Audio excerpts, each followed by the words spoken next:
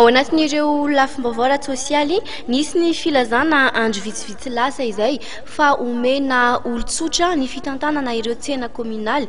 Tsy mankasitraka izany velively anefa ireo mpivarotra etsy amin'ny Pochard ka dia nikarakara hetsika fanoherana izay fanapahan-kevitra izay izy ireo.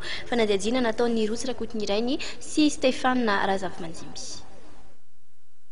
Nilaza tamin'ny hainao manjery ny filohan'ny delegasiona manokana fa ho atolotra ho an'ny olon-tsotra ny fitantanana ireo tsena kominaly eto andrenivohitra, isan'izany indrindra ny tsena etsy amin'ny Pochard. Tsy manaiky velively izany anefa ireo mpivarotra eny amin'ny Pochard ka dia nikarakara hetsika fanoherana izany fanapahan-kevitra izany izy ireo. Nambaran'ireo mpivarotra ihany koa fa tsy nisy fionana na fampiantsoana ireo mpivarotra mialoha izay tokony natao mahakasika io fanapahan-kevitra io.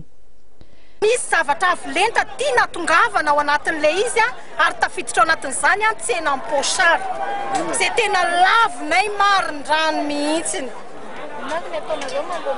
Manoloana an'izay alohany dia hatreto izay dia tsy anaiky lembenana mihitsy izay ataon'ny komina satria ny antony dia izao. Izahay tsy hoe mipetraka fotsiny fa mandoa miaba-tsena hatramin'izay.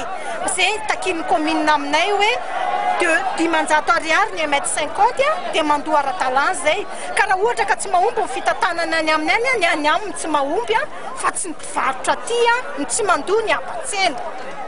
Dia ny any izany no tokony ho amboarina fa tsy ny tsena no privatisena ary solution ho antsika malagasy mihitsy ny hoe privatisena ny tsena. Tingetsy kabone, tingetsy parkine, tingetsy sambivay ka ho privatisenao. Satria asa fiveloman'ny olona ato eo amin'ny 5,000 mahery ny mpivarotra ato. Ho alefa iza daholo ireny efa fanalan'ny informel rehefa tsy afaka. Dia ho alefa naiza daholo ireo. Ny antony dia izao hoe ty tany ty intéressant ho an'ny olona manam-bola. No amafitsin'ireo mpivarotra fa tany-panjakana ny tany izay anaovan'izy ireo ny asa fivelomany ary zon'izy ireo tsirairay avy ny mangataka izany tany izany.